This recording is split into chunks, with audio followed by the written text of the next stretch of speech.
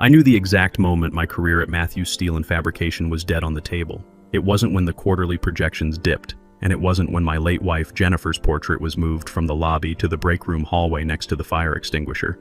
No, the death certificate was signed the second Ryan walked into the boardroom wearing sneakers that cost more than our welders make in a month, clapping his hands like he was summoning servants at a tech conference he didn't pay for.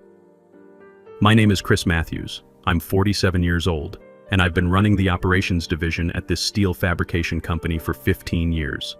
I know where every bolt is stored because I'm the one who designed the inventory system. Jennifer and I built this place from the ground up after I left the Army, and she passed away 3 years ago from cancer. If you're enjoying this train wreck of corporate arrogance and want to see a spoiled 31-year-old get absolutely demolished by fine print, go ahead and hit subscribe and drop a like. Anyway, back to the massacre. Ryan, my lovely stepson and newly appointed chief executive officer, didn't look at me. He looked through me, busy projecting a slide deck that was 90% stock photos of diverse people in hard hats and 10% actual data, which happened to be wrong. He was talking about pivoting to a tech-first manufacturing paradigm. We fabricate steel beams and industrial machinery, Ryan. We don't need an app.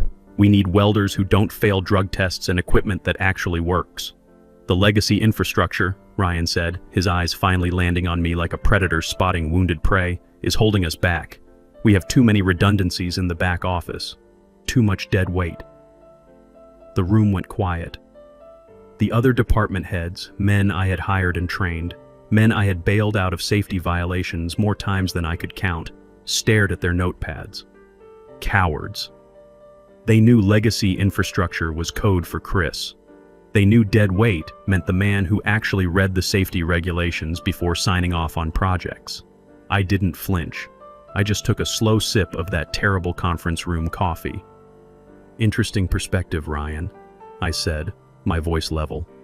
Considering the legacy infrastructure just saved us $1.2 million in EPA fines last quarter because I caught a clause in the waste disposal vendor's renewal agreement that would have made us liable for their negligence. But please, tell me more about the app. Ryan's smile didn't falter, but his eyes hardened. It was that terrifying tech bro frozen glare that suggests the person behind it has never heard the word no without immediately calling their daddy or a lawyer. We appreciate the history, Chris, truly, but Mom is gone, and this company needs to evolve. We'll be scheduling one-on-ones to discuss future alignments. I think you and I need a special block of time. Alignment. That's corporate speak for get your box ready. I felt a cold knot in my stomach, not of fear, but of a deep, simmering rage. It wasn't just the disrespect, it was the erasure. I wasn't just Jennifer's widower. I was the one who stayed late when she was sick. I was the one who negotiated the merger with the private equity vultures 3 years ago, when cash flow was so tight we were paying vendors in promises. I was the one who kept the lights on while Ryan was busy curating his LinkedIn feed to look like a working executive, despite having 2 assistants and a personal trainer on company time. The meeting dragged on for another hour of buzzword bingo. Holistic approach, drill down, low-hanging fruit. I stopped listening and started observing. I watched the way the CFO, Matt Davis, wouldn't make eye contact with me. I watched the way the HR director, spineless woman named Heather Collins, was furiously typing on her phone under the table. They were all in on it. This wasn't a consultation, it was a coronation, and I was the old regime waiting for the guillotine. When the meeting adjourned, Ryan made a point of stopping by my chair. He smelled like expensive cologne and unearned confidence. He placed a hand on my shoulder, a gesture that was meant to look supportive but felt like he was checking for a pulse so he could call the coroner. I know this is hard, Chris, he whispered loud enough for the lingering executives to hear. Change is scary at your age, but we have to think about the shareholders. We have to trim the fat. Trim the fat. I stood up, straightening my tie. I am 47 years old. I run 4 miles every morning, have a mind like a steel trap, and a tolerance for nonsense that was currently redlining. I agree, Ryan, I said, offering him a smile that didn't reach my eyes, a mirror image of his own plastic pleasantry. The shareholders deserve value. Efficiency is key. I look forward to our chat. I walked out of that conference room with my head high, the sound of his designer sneakers squeaking behind me like a countdown clock. He thought he was hunting me. He thought I was just the grieving widower holding onto a ghost job. He didn't know that I wasn't just an employee. I was the architect of the very foundation he was standing on, and he had no idea that I had installed a trapdoor.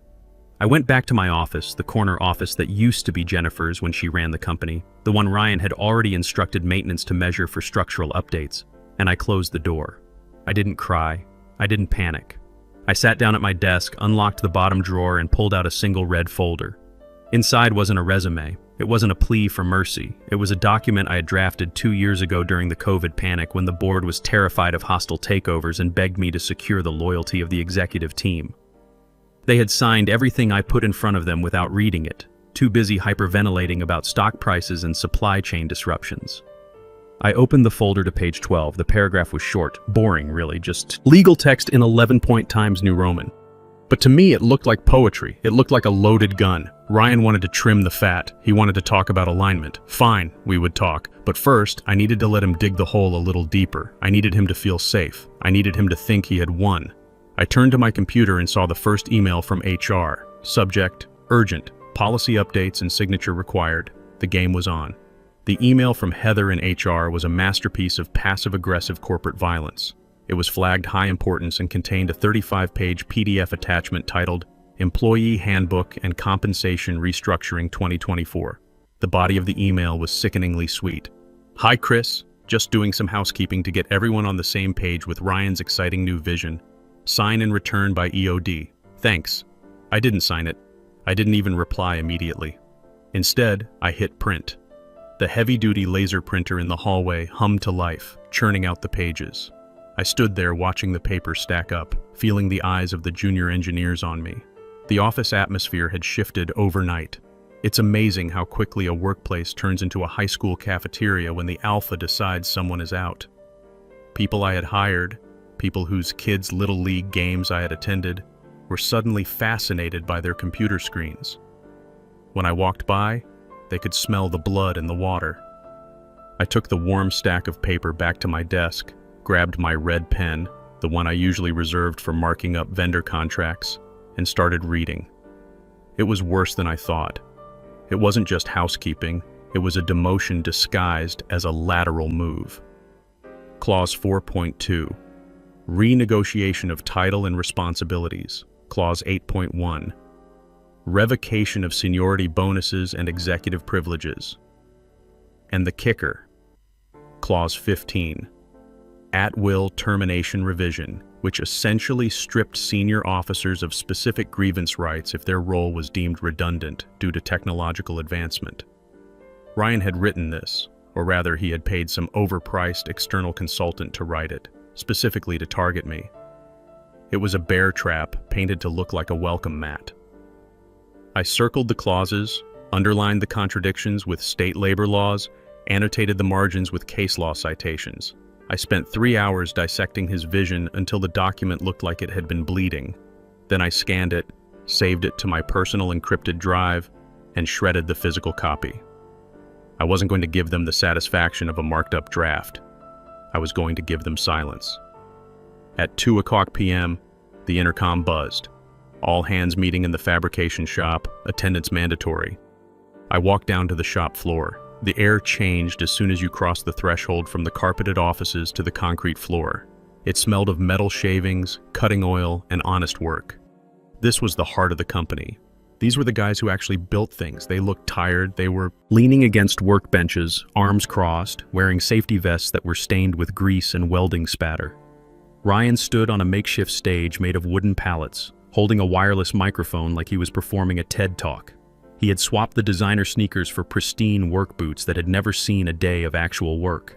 "Hey team," he shouted, his voice echoing badly in the cavernous space. "Who's pumped about Q3? Silence. A crane beeped in the distance. I know. Change is tough," he continued, undeterred by the total lack of enthusiasm. "But we are streamlining. We are cutting the dead weight so you guys can move faster. We're introducing a new productivity tracking system that monitors your break times to the second, ensuring maximum efficiency." A murmur of discontent rippled through the crowd. Monitoring break times to the second, that wasn't efficiency. That was prison rules. I saw Nick Rodriguez, the shop foreman who had been with us for 18 years, shake his head, and spit into a waste bin. Nick used to come to Jennifer's company barbecues. He caught my eye, and for a second, I saw pity. He knew. Then Ryan dropped the hammer. He gestured to a large screen set up behind him. Here is the new organizational chart for the Pittsburgh operation. The chart popped up. It was a colorful web of boxes and lines. At the top, in a giant gold box, was Ryan Matthews, CEO. Below him, a cluster of new titles like VP of Innovation and Director of Digital Transformation. I scanned the chart for my name, VP of Operations. It wasn't there. I looked closer. At the very bottom, in a gray detached box floating in the void, was a title, Legacy Operations Consultant, Interim. The breath left my lungs. He hadn't just fired me, he had publicly ghosted me. He had put my career in a gray box labeled Interim and projected it on a 20-foot screen in front of 150 people. I felt the heat rise up my neck. I could feel the eyes of the shop crew shifting toward me. Some looked confused, others embarrassed. Ryan didn't look at me. He was too busy pointing at the gold box with his name in it. This structure, he chirped, allows for rapid decision-making without getting bogged down in historical bottlenecks. Historical bottleneck. That was me. I didn't storm the stage, I didn't scream. I did something that scared them more. I took out my phone, snapped a high-resolution photo of the screen, and then turned around and walked out. I went straight to the printer room on the executive floor. I needed to see if the digital eraser matched the physical reality. Sure enough, new org charts were already being taped up. My name was gone from the phone directory list pinned to the wall. I walked back to my office and started packing. Not everything, just the personal things. The framed photo of Jennifer and me at the company's 10th anniversary party. A crystal paperweight the welding team gave me for my 10-year anniversary. My ergonomic mouse. Heather from HR appeared in my doorway looking like a deer caught in headlights. She held a clipboard against her chest like a shield. "Chris," she squeaked, Did you get my email?" I didn't look up from the box I was filling. "I did, Heather. We really need that signed today. Ryan wants to finalize the payroll transition." I placed a ceramic mug into the box with deliberate care. "I'm sure he does, but I have some concerns about the legality of Clause 15. I'll need my lawyer to review it before I sign anything." Heather paled. "Lawyer? Chris, we're family. We don't need lawyers." I finally looked at her. "Ryan just put me in a gray box titled Interim in front of 150 people, Heather. The family reunion is over. It's just a restructuring," she stammered. "If you don't sign, Ryan might have to take other steps." "Let him," I said, my voice cold. "Tell Ryan to take all the steps he wants." Heather fled. I watched her go, a frantic little messenger running back to the prince. They thought I was packing to leave. They thought I was conceding defeat, but I was just clearing the decks for action. I wasn't moving out. I was digging in. I sat down at my computer. It was time to retrieve the weapon. The next morning, the silence was deafening. My Outlook calendar, usually a colorful Tetris block of vendor meetings and safety reviews, was completely blank. No meetings, no reminders, just white space. I tried to log into the production management system, the software I used to track steel orders and spot delivery issues. The screen blinked. Error 403. Access denied. Contact administrator. They were scrubbing me. This was the digital equivalent of changing the locks while you're still in the house. It was petty, it was amateurish, and it was exactly what I expected from Ryan. He thought that by cutting off my access to the daily operations, he would render me powerless. He thought my power came from being able to see where the trucks were. He was wrong. My power didn't come from the live feed, it came from the foundation. I opened the folder on my local drive labeled Personal Archive. They hadn't locked me out of my own workstation yet, probably because I was too busy figuring out how to install Ryan's new productivity monitoring software. I navigated through a series of nested folders. Legal documents, 2020, COVID protection, executive agreements. 2 years ago, when the pandemic hit and supply chains collapsed, a predatory equity firm tried to gut us. They wanted to strip the assets, sell the equipment, and lease back the facilities. Jennifer was already sick then, too weak to fight. The board was in a panic, ready to sell us out for pennies just to save their own golden parachutes. I stepped in. I drafted the poison pill defense. I structured the executive contracts to make firing us so expensive that the acquisition would lose its profitability.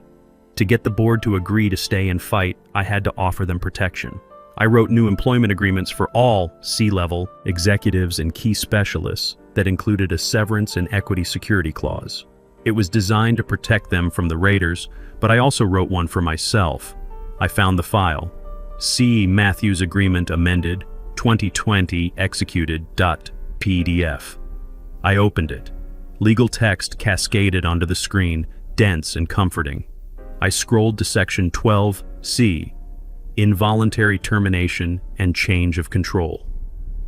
The language was precise. I remember typing it at 3:00 a.m., fueled by adrenaline and fear for my wife's legacy. In the event of involuntary termination without documented cause, as defined in Section 9, following a significant restructuring or change in executive leadership, the employee shall be entitled to an immediate transfer of equity equivalent to 10% of the company's total valuation at the time of termination, to be vested immediately. Furthermore, said employee shall retain voting rights on the board of directors for a period of no less than 24 months. At the time, the board signed it because they were terrified of being fired by the raiders. They viewed me as a fixture, as permanent as the building itself.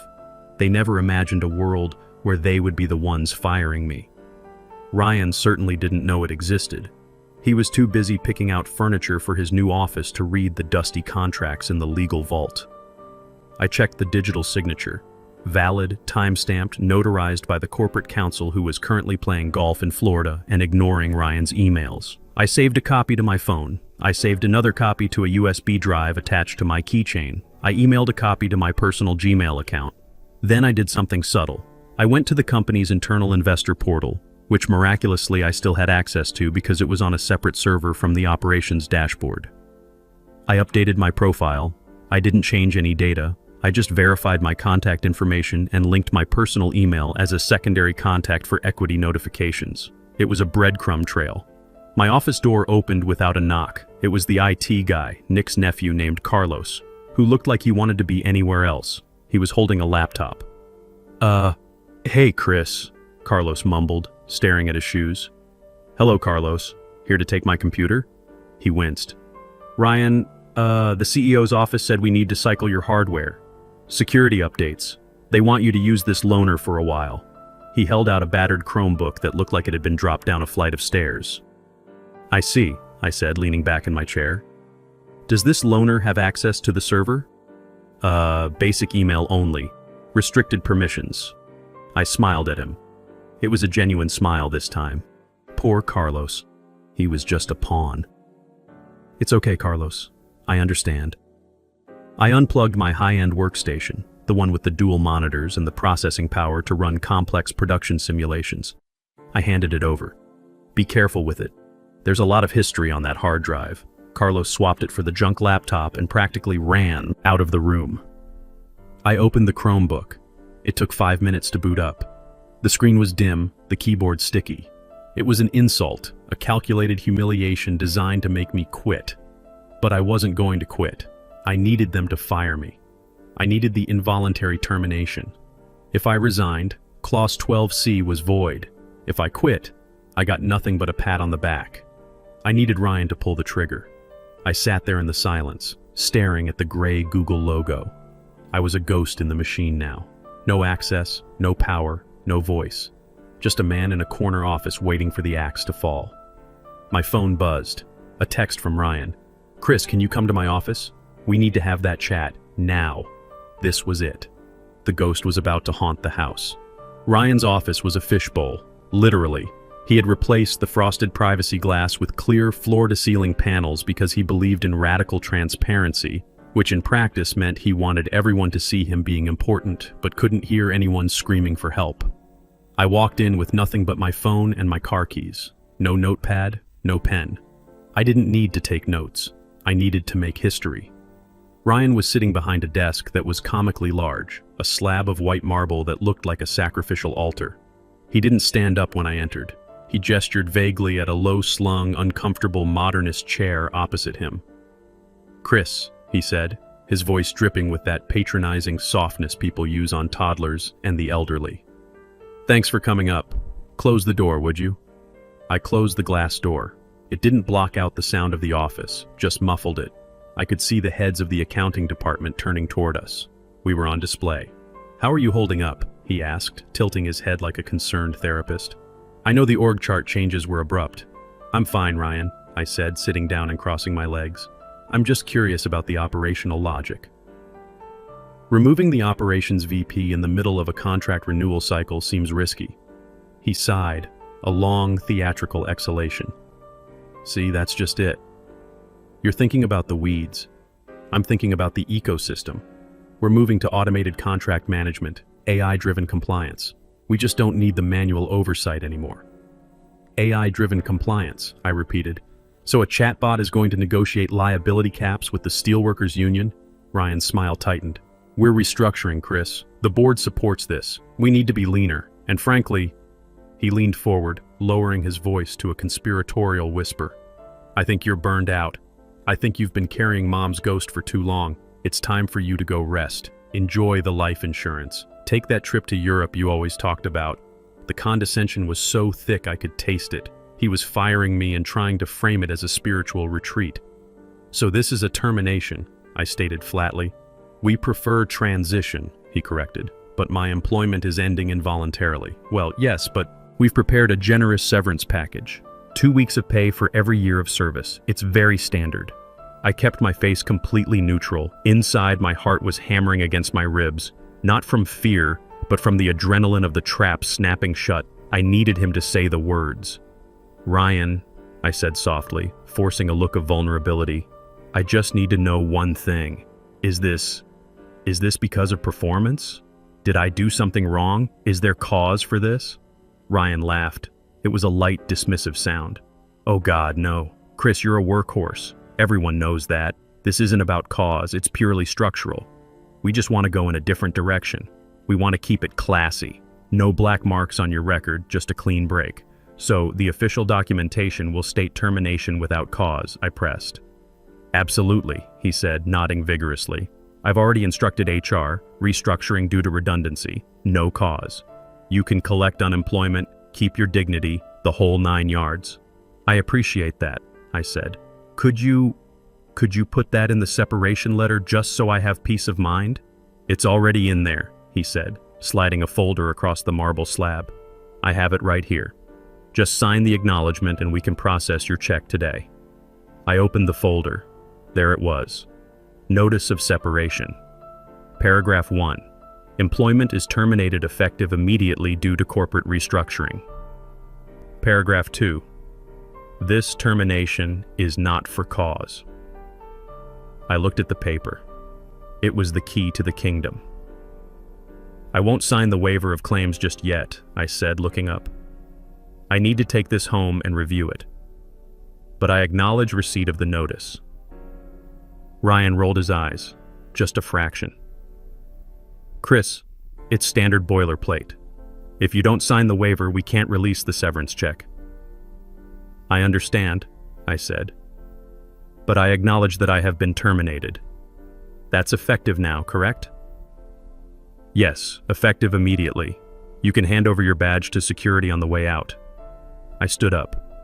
I didn't take the pen. I took the folder. "Thank you, Ryan," I said.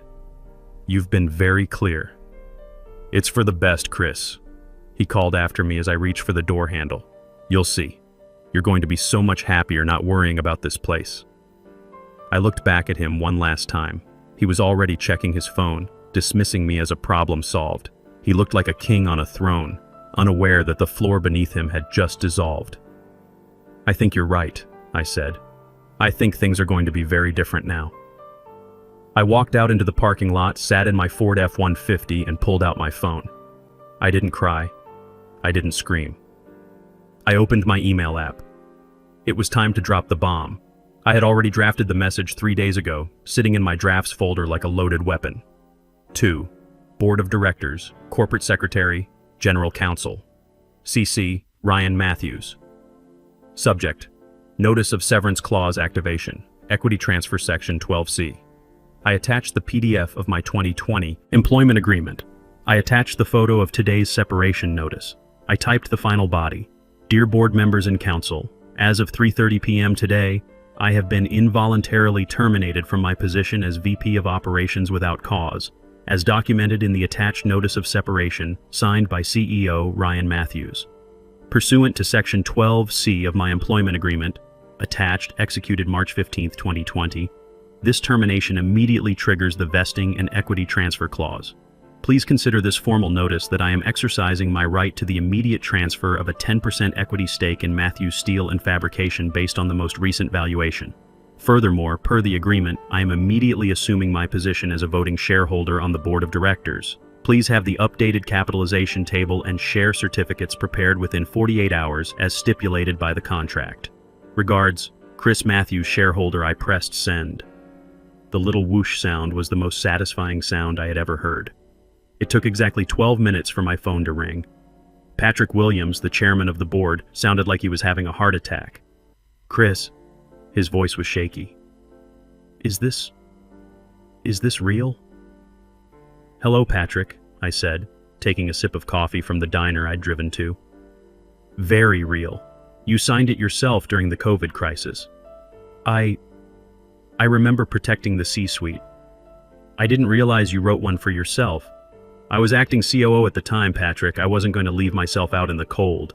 I could hear shouting in the background. Does Ryan know? He was CC'd. But knowing Ryan, he probably hasn't checked his email since he fired me. Chris, 10%. That's a controlling block when combined with the employee stock plan. That gives you significant leverage. It gives me a seat at the table, Patrick. A permanent one. By 7:00 p.m., I had a formal letter from General Counsel Andy Thompson acknowledging the validity of my claim.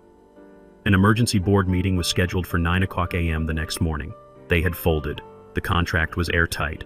The Zoom meeting the next morning was beautiful.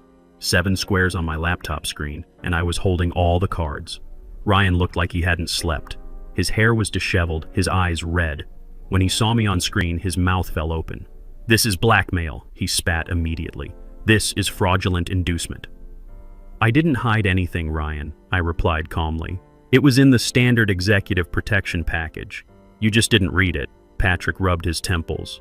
We have a motion on the table. Any shareholder holding more than 5% may call for a leadership review. Chris has formally requested a vote of no confidence regarding the CEO. You can't do this, Ryan whispered. I am the family. You're a liability, I said softly. You triggered a massive equity dilution because you were careless. That's breach of fiduciary duty. Andy Thompson, the general counsel, cleared his throat. We also discovered some expense irregularities. Consulting fees paid to a company registered to Ryan's college roommate.